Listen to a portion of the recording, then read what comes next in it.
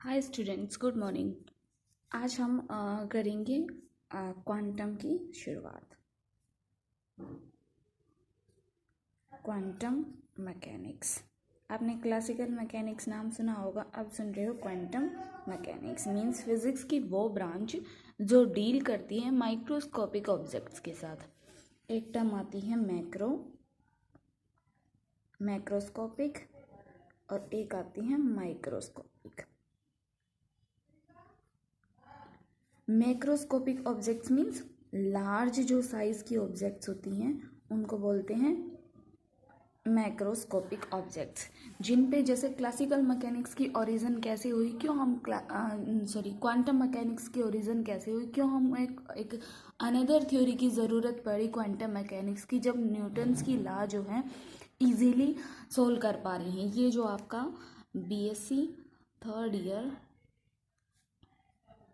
5th semester की एक book है MDU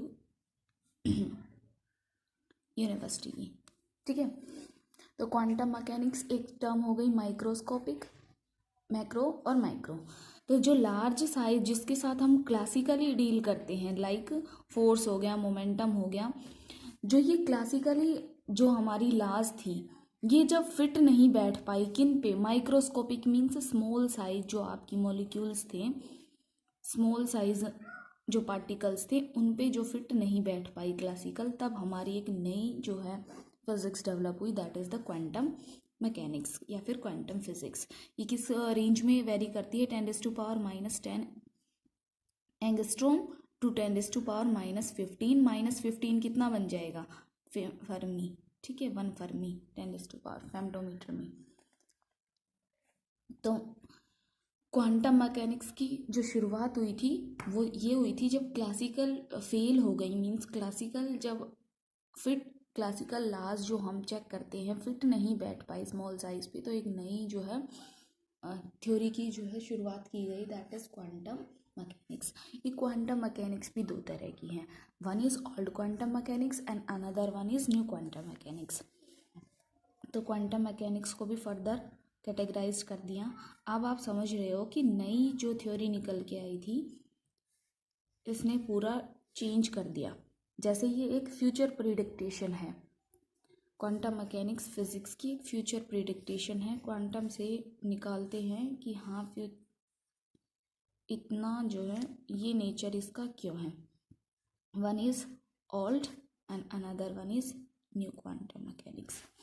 ओल्ड क्वांटम मैकेनिक्स में क्या कहता है कि जैसे ये कब निकल के आई, जैसे हमारे X ray, photo electric effect, जब जो है न्यूटन्स की लॉ जो या फिर क्लासिकल जो हमारे थे फोर्स वगैरह वो उसको सेटिस्फाई नहीं कर पाए, तो ओल्ड क्वांटम मैकेनिक्स, इसको प्लैंक्स क्वांटम मैकेनिक्स भी कहते हैं, मैक्स प्लैंक्स क्वांटम मैकेनिक्स।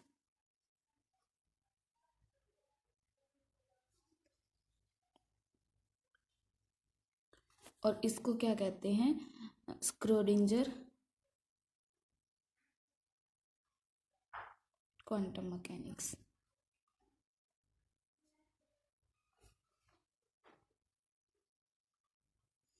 जो मैक्स क्वांटम मैकेनिक्स है वो क्या कहती है, E is equal to h nu. ये जो डिस्कवरी थी कि एनर्जी जो है वो एच न्यू के इक्वल होगी, ठीक है। ये थी हमारी एच, क्या है यहाँ पे प्लैंक कांस्टेंट है, h is equal to small h, Planck's constant. Planck's constant की यूनिट क्या होगी, इसकी यूनिट होगी जूल सेकेंड, और इसकी जो वैल्यू होगी वो होगी 6.623 इंटू 10⁻⁻34 जूल सेकेंड। ये हो गया प्लैंक्स कांस्टेंट। एक और चीज़, जो ये h है, अगर इसको मैं h बाय में 2 पाई कर दूँ, 2 पाई किस केस में करेंगे, वो न्यूक्लियाई के केस में। न्यूक्लियाई का पूरा जो है ये सरकमफेरेंस कितना होता है, 2 पाई होता है। तो जब हम 2 पाई करेंगे ना, जब आगे सोल्व करेंगे केसेस, तो h बाय में 2 पाई क्या बन जाता है, h कट बन जाता है, और इसकी वैल्यू कितनी आ जाएगी, like 2 into 3 point something, that is 6 हो गया, और यहाँ भी 6 था, तो कितना बन गया 1.1 इंटू 10⁻⁻34 जूल सेकेंड। ये हमारे एच की टर्म्स जो है जो हमें पहले से है थोड़ी बहुत पता होनी चाहिए। स्क्रूडिंजर क्वांटम मैकेनिक्स क्या कहती हैं, ये जो है वेव थ्योरी पे डिपेंड है, वेव थ्योरी और wave particle duality. Wave particle duality आप पार्टिकल नेचर और वेव नेचर दोनों पढ़ के आए हैं। जैसे आपने देखा होगा P is equal to lambda is equal to जो वेव होगी वो कितनी होगी h/p। यह है वेव पार्टिकल ड्यूअलिटी। मीन्स जो आपका इलेक्ट्रॉन है वो एज अ पार्टिकल भी बिहेव करेगा और एज अ वेव भी बिहेव करेगा। यह है wave particle duality. Lower classes में पढ़ लिया होगा। तो जो लैम्डा है जो वेव निकालेंगे वो h/p होगी। h is the Planck constant, p is the momentum. Momentum किसके इक्वल होता है, p is equal to mass into velocity, ये होता है आपका मोमेंटम। तो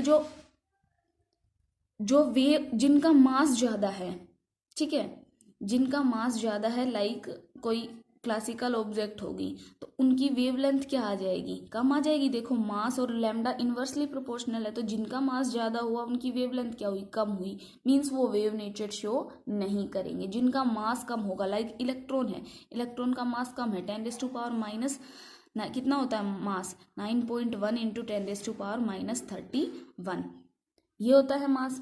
तो -31 is a very small quantity. तो जितना छोटा मास है इसलिए इसका क्या शो होता है, वेव नेचर भी शो होता है। और कई जगह जहाँ इसका मास जो है इसकी वेलोसिटी और वेलोसिटी का भी प्रोडक्ट है, तो वेलोसिटी से भी चेक कर लीजिए। मास का कॉन्सेप्ट तो आ ही गया, मास इनटू वेलोसिटी भी क्वांटिटी है। तो अगर वेलोसिटी कम है तो भी वेवलेंथ क्या होगी, नहीं होगी। मीन्स कोई पार्टिकल मूव कर, कोई ये मान लीजिए कोई पर्सन है, ठीक है, अगर ये मूव कर रहा है, चल रहा है, तो इसकी क्या होगी, वेलोसिटी होगी। और अगर ये वेलोसिटी इतनी हाई है तो जितनी हाई वेलोसिटी होगी उतना ही क्या होगा, वेवलेंथ डेवलप होगा। मीन्स उसके साथ एक वेव एसोसिएटेड होगी। हर बॉडी के साथ एक वेव है, even a group of wave है। जब ये चल रहा है किसी वेलोसिटी से, जब स्पीड इसकी ज़्यादा होगी तो उसका वेव नेचर दिखाई देगा, अदरवाइज उसका वेव नेचर दिखाई नहीं देगा। ठीक है, तो ये वेव पार्टिकल ड्यूअलिटी है। इसको याद रखना कि वेव पार्टिकल ड्यूअलिटी का अगर कोई कुछ कॉन्सेप्ट पूछ ले या फिर आपको बताना पड़ जाए 1-2 मार्क्स में, तो lambda is equal to h/p। ये लैम्डा जो है वेव लेंथ है हमारी यहाँ पे। ठीक है, तो ये क्वांटम मैकेनिक्स की शुरुआत थी कि क्या क्वांटम मैकेनिक्स होती है, ओल्ड क्वांटम मैकेनिक्स किसे बोलते हैं और न्यू क्वांटम मैकेनिक्स किसे बोलते हैं। ठीक है, अब जो है आपकी ब्लैक बॉडी रेडिएशंस क्या होती हैं, या फिर ओल्ड जो क्वांटम थ्योरी है वो किस चीज़ पे बेस्ड थी, क्लासिकल कैसे फेल हुई, तो उसके जो फेलियर और ड्रॉबैक्स के जो पॉइंट्स हैं वो आपको नेक्स्ट क्लास में बता देंगे। आज के लिए जो स्टार्टिंग है क्वांटम मैकेनिक्स की कि क्या क्वांटम मैकेनिक्स होती है वो आपको पता चल गई। ठीक है, फिर से देख लें